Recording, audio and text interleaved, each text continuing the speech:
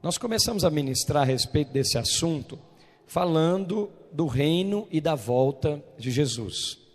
E nós falamos, ensinamos os irmãos, a partir do arrebatamento. Quantos estavam aqui quando nós falamos do arrebatamento?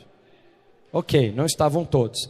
Eu não terminei essa mensagem, eu gostaria de concluí-la hoje. Por isso, abra sua Bíblia em Mateus 24, nós vamos ler, por favor. Mateus 24, capítulo 24 e versículo 1. Diz assim: E quando Jesus ia saindo do templo, aproximaram dele os seus discípulos, para lhe mostrar a estrutura do templo. Jesus, porém, lhes disse: Não vede tudo isso? Em verdade vos digo que não ficará aqui pedra sobre pedra, que não seja derrubada. Estando assentado no Monte das Oliveiras, chegaram eles os discípulos em particular, dizendo: Dize-nos, quando serão essas coisas, e que sinal haverá da tua vinda, diga, sinal da tua vinda, e do fim do mundo. E agora Jesus vai começar a ministrar o seu ensino, amém? Vamos fechar os olhos, em nome de Jesus. Pai, nós queremos pedir a revelação da tua palavra. Senhor, abra-nos os olhos a respeito da vinda do Senhor Jesus. Que o Senhor nessa noite nos dê um entendimento claro a respeito dos propósitos do Senhor para a tua igreja. Queremos estar preparados para o arrebatamento, Senhor. Queremos ser achados como vencedores para a honra e glória do Senhor. Amém?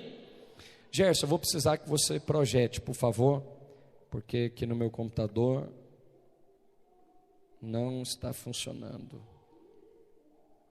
Bem, nós vamos acompanhar aqui pela projeção, até que essa resistência eletrônica aqui resolva cair.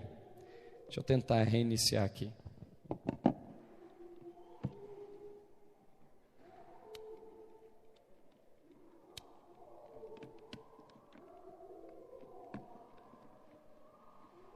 Ok. Som, está aqui já, Gerson, obrigado. Bem, se você quiser projetar, você vai me acompanhando, tá bom? Acompanha os irmãos aí com o versículo. Então, para compreendermos a visão dos vencedores, irmãos, nós temos que estudar o arrebatamento. Então eu vou passar por essa primeira parte mais rapidamente, porque nós já vimos essa parte.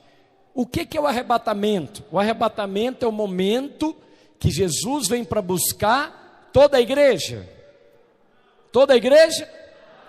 Quem que Jesus vem buscar? Fala assim, os vencedores. Então algumas igrejas acreditam que todos os crentes serão arrebatados. É isso que você acredita? O Senhor vai arrebatar, quer dizer, vai levar o crente para estar com Ele, o que tem compromisso e o que não tem compromisso, sim ou não? Não. Quem será arrebatado? Diga, os vencedores. Fala para o irmão que está do seu lado, o seu futuro está nessa mensagem. É verdade. Pergunta para ele se ele vai ser arrebatado. Você vai ser arrebatado, irmão? Você será arrebatado com Cristo? A nossa salvação já está definida. Aleluia! Quem entregou sua vida a Jesus aqui? Está entregue, não está? Alguém vai tirar a sua vida agora das mãos do Senhor? De modo nenhum eu lançarei fora. Todo que vem até mim, de modo nenhum lançarei fora. Agora, e o arrebatamento? E a volta de Jesus, o que você pode afirmar? Ninguém pode ser genuinamente discípulo se não quiser ser arrebatado. Pastor, eu não estou nem aí, meu negócio é ter uma tapera lá no céu, tá bom. Não, querido, a vontade de Deus é que nós sejamos encontrados como vencedores. Agora, as pessoas de um modo geral, elas têm uma visão superficial do arrebatamento, e hoje eu queria te dar uma visão mais clara. Vamos continuar lendo na Bíblia? Volte para a sua Bíblia, Mateus 24, vamos ler o que o Senhor fala aqui na palavra, versículo de número 4, e Jesus então, respondendo, disse: acautelai-vos, que ninguém vos engane, porque muitos virão no meu nome, dizendo, eu sou o Cristo, enganarão a muitos. E ouvireis de guerra, de rumores de guerra, olhai, e não vos assusteis, porque é necessário que tudo isso aconteça, mas ainda não é o fim. Versículo 7, portanto, se levantará nação contra nação, e reino contra reino, haverá, diga, fome, peste, terremoto, em vários lugares. Isso acontece desde que o mundo é mundo. Mas todas essas coisas são o princípio das dores. Versículo 9. Então hão de vos entregar para seres atormentados, e matar-vos-ão, e sereis odiados de todas as nações por causa do meu nome. Aqui no versículo 9, já começou o que nós chamamos de grande tribulação. Porque é o seguinte, agora as pessoas estão perseguindo você e prendendo os crentes por causa do nome do Senhor aqui no Brasil? Nem aqui no Brasil e nem na maioria das nações. São poucas nações que têm realmente essa perseguição. Então nós precisamos compreender o seguinte, pastor, por que ou qual é a necessidade do arrebatamento? Continue lendo comigo. Surgirão, versículo 10, nesse tempo muitos serão escandalizados, trair-se-ão uns aos outros, e uns aos outros se odiarão, surgirão muitos falsos profetas, e enganarão a muitos. E por se multiplicar a iniquidade, o amor de muitos se esfriará. Mas aquele que perseverar até o fim, será o quê? Peraí. Então, o que perseverar até o fim será salvo. Para ter a salvação, precisa perseverar até o fim, irmãos? Não. Para ter a salvação, nós precisamos crer com o coração e confessar com a nossa boca. Então, esse texto está falando da grande tribulação. Os crentes que ficarem serão perseguidos por todos os lados. E eles serão presos por causa do nome do Senhor. E entregarão a muitos, dizendo, olha, tem crente aqui, tem crente acolá. Pais entregarão filhos e filhos entregarão pais. É esse texto que está falando sobre a multiplicação da iniquidade. Versículo 14. E o evangelho de quê? Quem está no versículo 14 com o pastor? O evangelho do... Nós estamos falando sobre o reino e a volta de Jesus, amém? Não é o evangelho da televisão não, esse evangelho barato aí de promoção não. De dê uma oferta, leve 2 bênçãos. Nesse evangelho aí não, é o evangelho do reino. Será pregado em todo o mundo, em testemunho de todas as nações. Então virá o... Quando é que vem o fim? O fim vem após a grande tribulação. Amém, meus irmãos? Então, aqui a partir do versículo de número 9, até o versículo de número 14, Jesus abre para que a Bíblia chama de grande tribulação. Vamos comigo agora entender a necessidade do crente ser arrebatado. Você fala assim, pastor, por que o crente será arrebatado? Primeira necessidade, porque a grande tribulação virá. Fala para o irmão que está do seu lado, a grande tribulação virá.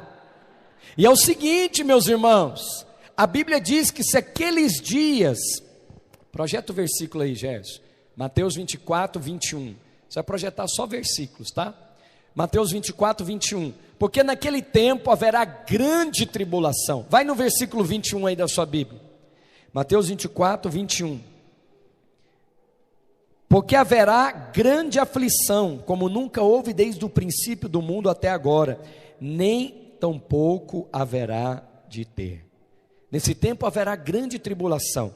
Então, a primeira coisa, sabe por que é necessário o crente ser arrebatado? Para ele fugir ou ser livre da grande tribulação. Por isso que o Senhor não vai misturar o fiel com o infiel. Aqueles que forem fiéis hoje serão arrebatados. Pastor, e os que não forem fiéis, eles serão salvos? Os crentes? Sim, os crentes desobedientes, infiéis, que não estão fazendo a vontade de Deus, serão salvos. Todavia, ele terá que passar pela grande tribulação. Amém, meus irmãos? Agora, acompanhe comigo, vamos voltar na leitura. Pega a sua Bíblia aí, versículo 14, versículo 15. Olha só, agora ele começa a descrever a grande tribulação. Quando, pois, virdes a abominação da desolação, que falou o profeta Daniel, que está no lugar santo, quem lê, entenda. O profeta Daniel se refere àquele que é o anticristo. Quando ele assentar-se no lugar santo, que é o templo, lá em Jerusalém, aí começa um período que Jesus está descrevendo, o período da grande tribulação. Pastor, como que virá a grande tribulação? Sabe como é que ela virá? Projeta aí, por favor, Lucas 21, 34. Se você quiser também, pode abrir na sua Bíblia. Lucas 21, 34. Como que a grande tribulação virá? Virá dessa maneira: acautelai-vos por vós mesmos, para que nunca vos suceda que o vosso coração fique sobrecarregado com as consequências da orgia, da embriaguez, das preocupações desse mundo, para que aquele dia, diga aquele dia. Que dia, meus irmãos? Aquele dia não venha sobre vós repentinamente como um laço, pois há de sobrevir a todos os que vivem sobre a face da terra. Aquele dia é o dia da grande tribulação. E deixa eu te contar, Jesus está exortando os crentes: acautelai-vos por vós mesmos, para que o vosso coração não fique sobrecarregado com as consequências, diga, da orgia, da embriaguez e das preocupações desse mundo. Talvez você fale assim: pastor, eu não mexo com orgia. É verdade. E também não mexo com embriaguez de álcool. É verdade. Mas quem diz que o que embriaga é só álcool? Você pode ficar embriagado com muitas coisas, querido. Você pode ficar embriagado até com trabalho. E trabalhar tanto e esquecer que Jesus está voltando. E aquele dia te pega embriagado. Com o quê? Embriagado até mesmo com fazer coisas para Deus e não gerar filhos para Deus. Quantos estão me entendendo? Aí aquele dia, o dia do arrebatamento, te pega como um laço, como um ladrão na noite. E aí estarão dois no campo, um será tomado e o outro será deixado. Diga misericórdia. A tribulação virá sobre toda a terra, e nós que queremos ser os vencedores, seremos poupados dela. Às vezes os crentes nos criticam por ensinarmos isso. Primeiro que eles falam que nós não deveríamos ensinar isso, porque as pessoas não entendem.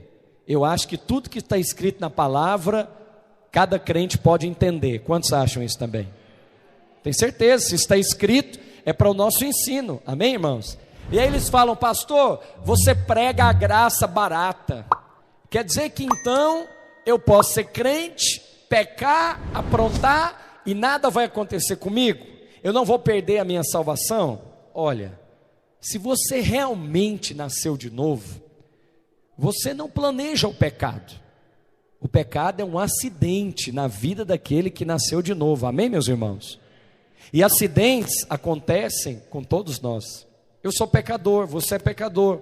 Com certeza nós iremos pecar, mas esse pecado não será planejado. Quem planeja o pecado, provavelmente nunca nasceu de novo. Não é o nosso caso. Mas nós podemos ter um acidente, que é o pecado. Quando é que o Senhor vai fazer separação entre o crente fiel e o crente infiel? Quando? Fala para mim. Vamos ver se você pegou alguma coisa. Quando que ele vai fazer? Fala assim: no arrebatamento. Ué. Porque estamos aqui todos nós servindo a Deus, amém? O nosso alvo é edificar uma igreja de vencedores. Uma igreja de vencedores é uma igreja de crentes que serão arrebatados. Mas nós sabemos que nem todos guardam a palavra de Deus. Tem gente aqui mesmo que está me olhando, e você sabe que deveria renunciar a certos pecados e ainda não renunciou. Você sabe que deveria se tornar uma pessoa cumpridora da palavra e ainda não se tornou. Que deveria largar coisas do mundo e ainda não largou. O dia do arrebatamento vai fazer separação entre vencedores e derrotados. Pastor, quem ficar vai para o inferno? Não, quem ficar passará pela grande tribulação. Projeta aí 3:10. Porque guardaste a palavra da minha perseverança, eu também te guardarei de que hora, meus irmãos? Que hora que é a hora da provação? Fala para mim. Que hora que é a hora da provação, que nós estamos lendo em Mateus aqui? Fala assim, a grande tribulação. Por que a hora da prova? Eu sei que os crentes falam assim, pastor, eu estou na prova. Tá nada, meu filho. Você está na bênção hoje. A hora da prova ainda virá. Misericórdia mesmo, eu não quero estar aqui. Mas a Bíblia diz que tem uma hora da prova. Qual que é a hora da prova? Olha aí, ó. Apocalipse 3:10. Vamos avançar. Qual que é a outra maneira? A tribulação virá de forma repentina. Tessalonicenses 3:5. Quando andarem dizendo paz e segurança, e eis que sobrevirá, fala assim comigo, repentina destruição. Eu sei que está tudo em paz, né, meus irmãos? Deus está acumulando o juízo para si. E hoje Deus aceita que o mundo o afronte, que as pessoas falem as mais completas blasfêmias contra o Senhor, contra a igreja, e nada acontece. Você já viu gente blasfemando assim contra Deus, contra a igreja, e não acontece nada com ele? Quantos já viram? Já viu cantores, pessoas da música, pessoas da mídia, falando as mais altas bobagens contra o Altíssimo, e nada acontece? Mas de repente virá repentina destruição. Mas eu não quero estar aqui nesse dia. Pastor, como é que vai ficar esse negócio aqui? Apocalipse 12:12. Isso, obrigado, Gerson. Por isso festejai aos céus, e vós os que nele habitais, aí da terra e do mar, pois o diabo desceu até vós. O negócio vai ficar feio, irmãos. Porque hoje o diabo, ele é impedido de atuar completamente na terra, sabia? A Bíblia ensina que um dia a igreja será tirada. E nesse dia que a igreja será tirada, os vencedores, as primícias da igreja, porque outra parte da igreja, infelizmente, vai ficar. Mas os vencedores serão tirados. A partir do dia que os vencedores forem arrebatados, o diabo está liberado para fazer e aprontar na terra. O que o detém, tem muitas pessoas que interpretam o texto de Tessalonicenses que fala que aquilo que o detém, que detém o anticristo, muitos pensam que é o Espírito Santo, mas não é. Não tem como o Espírito Santo ser tirado da terra e ainda haver pregação do Evangelho. Porque durante a grande tribulação, pessoas serão salvas. Tem alguém aí? Durante a grande tribulação, Márcia, aquele crente que estava vivendo meia boca, como é que você acha que ele vai viver? Ele vai se apegar à palavra, porque tudo que ele ouviu na escola bíblica dominical, que ele ouviu nos cultos de domingo, e ele não estava nem aí ele falou, meu Deus, aconteceu mesmo, fulano foi arrebatado, ciclano foi arrebatado, e ele sabe da história bíblica, e ele sabe que tem 7 anos, quantos anos? Vou falar daqui a pouco, os 1260 dias, vamos, próximo versículo, Gerson. Irou-se o dragão, Apocalipse 12:17, contra a mulher, e foi pelejar contra quem, meus irmãos? Lê lá para mim, por gentileza. Quem que o diabo foi pelejar? por que é o restante da descendência? Porque a primeira parte da descendência subiu. Os crentes vencedores subiram. E aí, Steve, ficou uma parte da descendência da mulher. Irou-se o dragão. Quem é o dragão? Eu estou te falando Bíblia, viu? Não estou inventando figura aqui na minha cabeça, não. É Apocalipse 12, 17. Irou-se o dragão, o diabo. Você não leu aqui no Apocalipse 12, 12? Que festejai aos céus e aquele que nele habitais. Ai da terra e do mar, pois o diabo desceu até vós, cheio de grande cólera. Diga comigo, sabendo que pouco tempo lhe resta. O diabo sabe que quando os vencedores forem tomados, a igreja for arrebatada, pouco tempo lhe resta.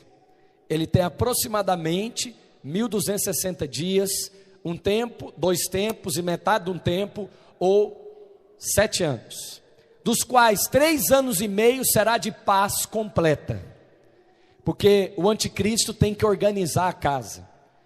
Deixa eu fazer uma cena de filme aqui na sua cabeça. Imagine que o arrebatamento fosse hoje. Preste atenção, só para você imaginar que a Bíblia faz muito sentido, e Apocalipse é mais fácil do que você imagina. Vamos supor que a igreja foi arrebatada hoje. Desapareceram, segundo a proporção bíblica, metade dos crentes. Estarão 2 no campo, um será tomado e outro será deixado. Só no Brasil são 25 milhões de pessoas. Sumiu, do dia para o outro. Como é que vai ficar o mundo no outro dia após arrebatamento? Fala assim, um caos. Eu pergunto para você, propriedade privada tem valor? Perdeu valor, porque agora ninguém está mais interessado em casa, porque tem mais casa do que gente para morar nelas. Qualquer bem imóvel ou semimóvel tem valor? Perdeu o valor absoluto. As moedas do mundo perdem o seu valor completo, porque tanto faz dólar, real, tanto faz euro. Aí é necessário um líder mundial para colocar ordem na terra. Como é que é o nome desse líder, segundo a Bíblia? O anticristo. Para colocar ordem é necessário um líder mundial, que vai ser eleito naturalmente pelas Nações Unidas, que é o órgão hoje, que não serve para nada hoje, mas vai servir. Ele está lá paradinho para um dia, e aí ele vai servir. E naquele dia vão levantar as nações do mundo, que são as nações que são membros do Conselho de Segurança da ONU, vão eleger um líder mundial. E os exércitos do mundo perderão as suas forças. E quem vai governar os exércitos do mundo é a ONU. Você sabe que ela interfere nisso, quando é missão de paz, etc. E aí temos, diga assim, um líder mundial, um exército mundial, e uma moeda mundial. Qual é a explicação científica para as pessoas? Isso aqui não tem nada de Bíblia, viu? É o pastor tentando passar para você um vislumbre. Qual que é a explicação científica que essas pessoas sumiram? É porque elas eram alienígenas. Você não percebe que eles eram meio esquisitos? Que eles ficavam só na igreja? Que eles não gostavam de comer, que eles davam 10% da renda? Esse povo era meio doido. E aí eles foram abduzidos, e aí todos os arquivos da NASA se abrem, e aí começa a mostrar os contatos extraterrestres, que esse povo é oriundo de não sei o quê, e foi abduzido, foi tirado. Abduzido é uma palavra que a nova era usa para ser arrebatado. E a religião oficial não existe mais. É a nova era. A nova era já é uma religião, e ela diz exatamente isso. Ela diz que hoje seres trevosos estão causando mal na terra. Quando eles forem tirados, aí o bem vai reinar. É isso que a nova era diz. Só que é um ensino do diabo. E aí os crentes foram arrebatados, o mundo entrou em um caos, tem um só governante, e os crentes que ficarem, eles vão entender que isso tudo já está escrito na Bíblia, e que agora começou o governo do anticristo, que nos 3 anos e meio, os primeiros 3 anos e meio, serão 3 anos e meio mas é claro que serão, porque a fome vai acabar, propriedade, todo mundo vai ter uma casa, o governo vai distribuir gratuitamente, e aí, esse é o líder que todos estavam esperando, e naturalmente esse líder tem uma religião, que não é cristianismo, não é nada de que nós conhecemos, só que a coisa vai ficar mais complexa depois. Esse líder tem junto com ele o anticristo, o falso profeta e a besta, mas nos primeiros 3 anos e meio ninguém aparece, mas a Bíblia diz aqui em Mateus, onde que nós lemos aqui no versículo, que ele vai sentar no templo, versículo 15, não, é versículo 15? 15, vamos ler aqui, o que diz o texto? Deixa eu voltar aqui, peraí. Quando, pois, vires a abominação da desolação, que falou o profeta Daniel, fala assim, o anticristo, que está no lugar santo, aí começa os 3 anos e meio de guerra contra a igreja, de perseguição contra a igreja. Irou-se o dragão contra a mulher é a igreja, e foi pelejar contra o restante da sua descendência. Quem é o restante da sua descendência? Fala assim, os que ficaram para trás. Aí o anticristo, para descobrir quem é o crente que ficou para trás, vai fazer um recadastramento mundial, porque agora nós não sabemos, tem que ter um censo mundial. Aí entra o tal da marca da besta, mas a marca da besta não envolve só um chipzinho na mão ou na testa, envolve adoração. Eu pergunto para os irmãos, vai ser difícil adorar esse sujeito? Ele acabou com a fome, ele acabou com a guerra, ele acabou com a necessidade mundial, em apenas 3 anos e meio, e esse sujeito tem agora uma religião, obreiro Adriano, só que quem conduz a religião é o anticristo? Não, o anticristo é o líder político. Quem conduz a religião do anticristo? Fala assim, o falso profeta e a besta. Nós temos o falso profeta e a besta. Então, a Bíblia diz em Apocalipse que o falso profeta e a besta vão fazer milagres. E essa besta vai morrer, que é um homem, e vai ressuscitar. Eu pergunto para os irmãos, vamos imaginar aqui que é um líder religioso. Vamos colocar o líder religioso de maior proeminência mundial hoje. Quem é o líder religioso de maior proeminência mundial? Fala para mim.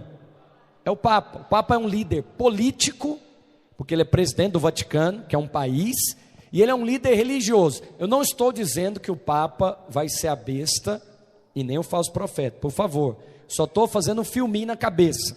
Imagine agora, nem quero isso, Deus o livre e conserve o Papa, mas que ele morra.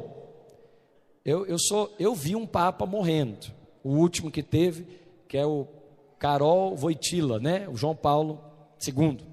E aí ele morreu e eu fiquei pensando, lembrando aqui de Apocalipse e olhando para ele, se esse homem levantar, a coisa vai ficar feia.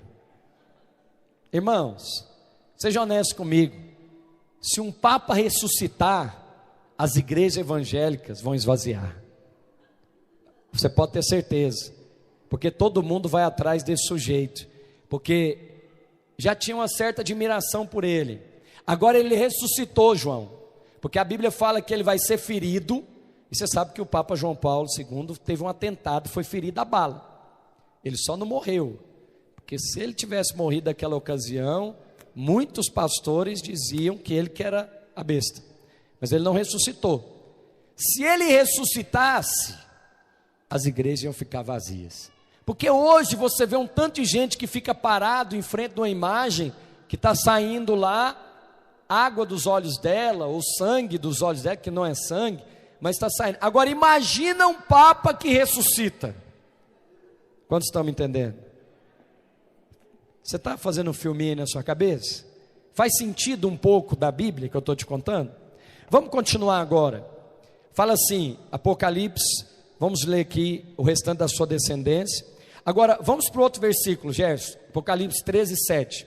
Foi-lhe dado também que pelejasse contra esses santos, quem que são? Quem são esses santos que o diabo vai pelejar na grande tribulação? São os que, eles são santos. Por que são santos?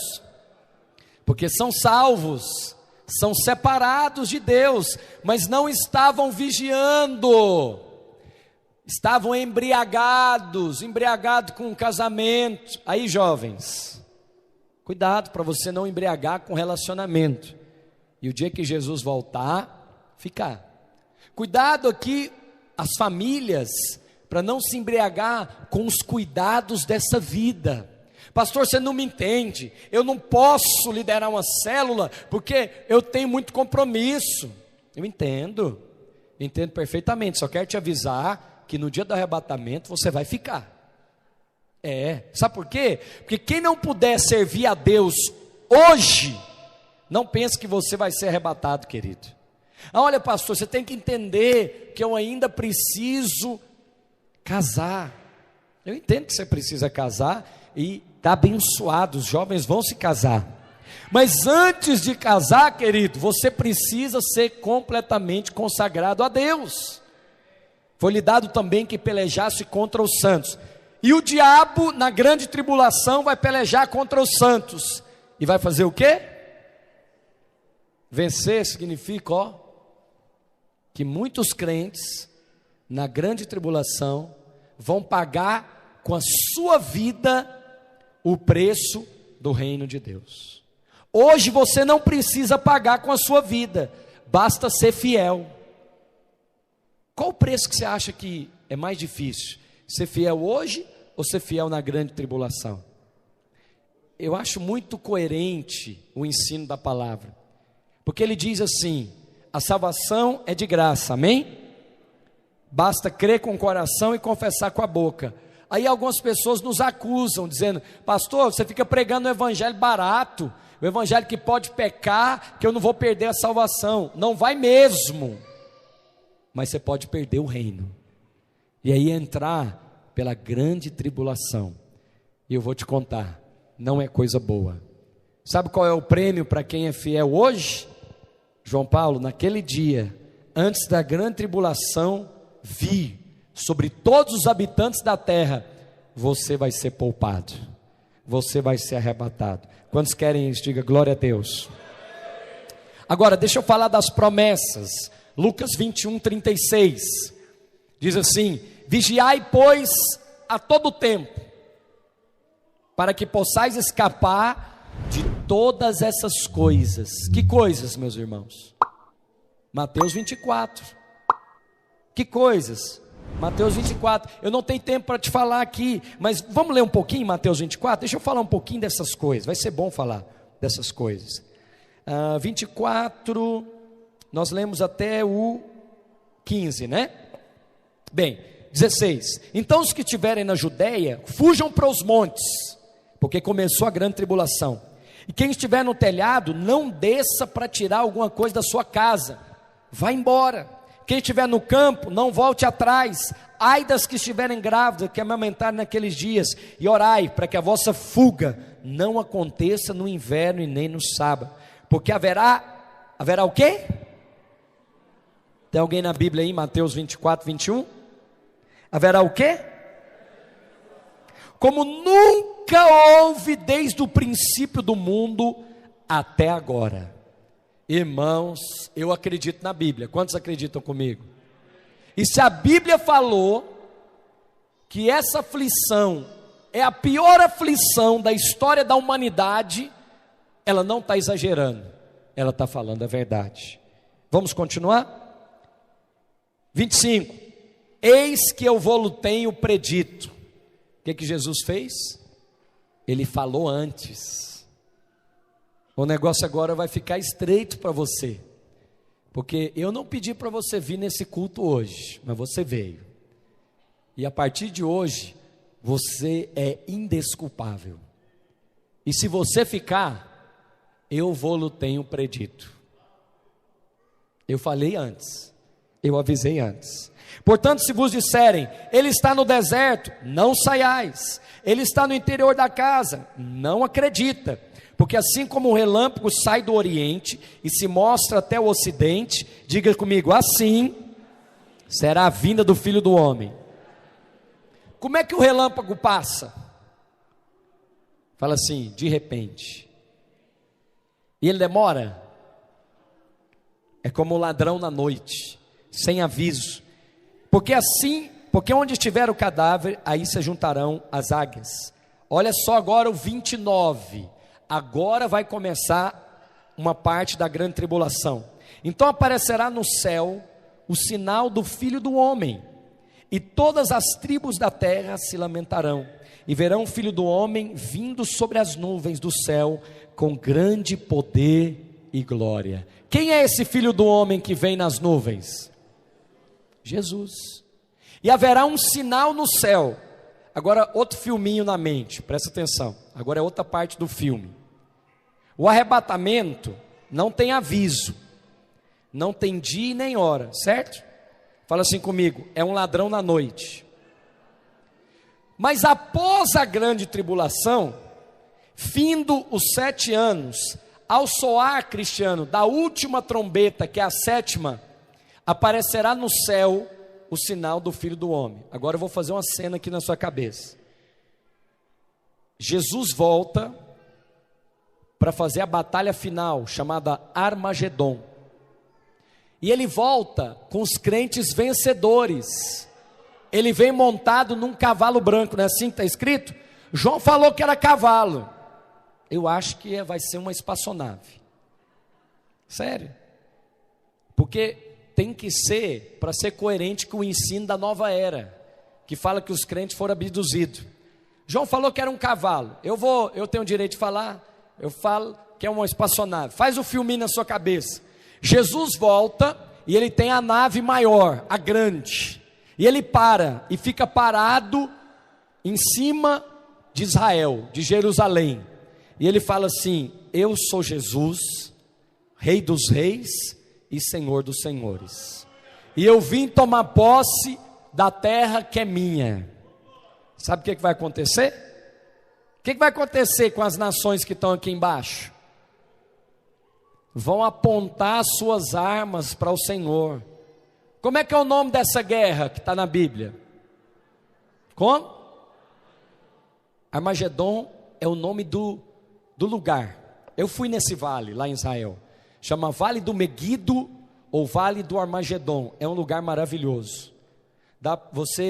O guia sobe conosco na montanha, lá no monte, chama Monte do Precipício, que lá em Lucas quiseram jogar Jesus desse monte. É um precipício mesmo. Você chega assim, lá embaixo está o Vale do Armagedon. Nesse vale, as nações da terra se ajuntarão para apontar sua arma contra Deus. Nesse dia, a Bíblia diz que o Senhor vai pisar esse exército. Quando ele pisar, a Bíblia diz que o sangue sobe até no freio dos cavalos. E ela fala até o número de soldados que vão estar lá presentes. 200 milhões de soldados. 200 milhões de soldados. Uma nação tem condição de fornecer 200 milhões de soldados? Só se for a China. Mas nem ela sozinha tem esse exército hoje. Os exércitos das nações vão se juntar naquele dia e vão apontar a sua arma contra Deus. Esse dia é o ápice, é o limiar. E aí, nós, os vencedores, estaremos com o Senhor para essa batalha do Armagedon. E aqueles crentes que ficarem até esse dia, também subirão com o Senhor. Muitos já terão morrido, porque o anticristo os perseguirá e o anticristo os matará, mas muitos também terão sobrevivido. E o Senhor vai reger a terra com a mão de ferro. A Nova Jerusalém, eu sei que você está querendo ir para o céu, né? Mas na verdade é a Nova Jerusalém que vai descer para a terra. E o Senhor vai governar nesse lugar. E eu não sei quanto a você, mas eu quero estar lá nesse dia, tendo autoridade sobre, quem sabe, 5 cidades ou 10 cidades. Mas Ele vai te chamar naquele dia e vai dizer: servo bom e fiel, foste fiel no pouco, sobre o muito eu te colocarei. Entra agora no gozo do teu Senhor. Eu sei que enquanto você viveu, você suportou provas da sua família, você não se envolveu com o pecado, você venceu a carne, o diabo e o mundo, você foi criticado. Agora chegou a sua hora de reinar. Pastor, é só vida então pós-morte que o senhor crê? Não, querido. Quem vence hoje vai vencer naquele dia. Quem já vive com Cristo uma vida de vencedor hoje, o arrebatamento não o pegará de surpresa, porque ele já está preparado. Ele diz: Maranata, vem Senhor Jesus. Ele almeja a volta do Senhor. Ele vai dirigindo para casa e pensando: bem que podia ser hoje. Ele sai de um culto como esse e vai para casa pensativo, e ele fala: Senhor, eu sei que eu quero muita coisa, eu sei que eu quero, tem tanta coisa para eu conquistar, tem tanta coisa ainda que eu não vi, mas você deveria fazer uma oração hoje. Mais do que todas elas, eu quero o Senhor. Mais do que ver o mover de Deus na minha geração, mais do que ver as células se multiplicando, mais do que ver os meus filhos servindo a Deus, indo em lugares que eu não fui, mais do que ganhar dinheiro, querido, ou aquilo que você sempre sonhou, mais do que isso eu quero ver a volta do Senhor. Você pode falar, você pode estar me olhando e falar: esse pastor é louco, o que ele está falando não faz sentido. Talvez não faça para você, mas para aqueles que amam a vinda do Senhor, faz todo sentido. Maranata, vem Senhor Jesus. Eu queria que você fechasse os seus olhos agora. Eu sinto a unção de Deus nesse lugar. Eu sinto que o Senhor já sabe aqueles que o amam. O Senhor já sabe aqueles que desejam. Eu queria que você nessa hora, se você nunca parou para desejar a volta do Senhor, nessa hora, com os olhos fechados, eu queria que você imaginasse, se o arrebatamento fosse hoje, fosse agora, você seria arrebatado? Há muitas coisas que eu tenho que falar com os irmãos, mas a principal delas é essa: vigiai, pois, a todo tempo, orando, para que possa escapar de todas essas coisas que têm que suceder, está de pé na presença do Filho do Homem. Ora agora ao Senhor, fala para Ele que de todas as coisas que você deseja a volta do Senhor. Se você não deseja, fala para Ele: eu quero desejar, Senhor. Eu não sei o que é isso, mas eu quero saber. Oh Espírito Santo,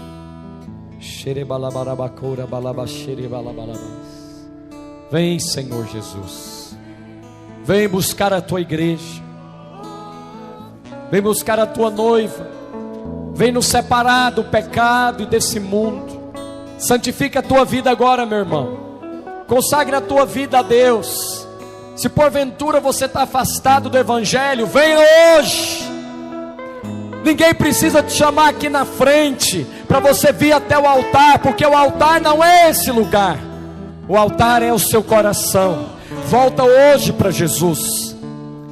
Eu sinto no meu espírito que tem ministros aqui dentro que estão afastados da palavra e do Evangelho, e o Cristo te chamou e deu a você um ministério. Volta hoje. Oh Espírito de Deus, volta hoje, ministro. Você que estava procurando uma igreja, você achou. Ninguém precisa te chamar à frente. Você não precisa vir até o altar, porque o altar já está dentro de você, é o teu coração. Jovem, você que está negociando a tua santidade, negociando a tua consagração, não venda os melhores dias da tua vida. Não venda, não negocie. Seja encontrado fiel. Seja encontrado fiel. Eu queria que você ficasse de pé em nome de Jesus. Nós vamos cantar esse cântico. Você vai dizer: ó, vem, Senhor Jesus. Vamos ministrar o Senhor.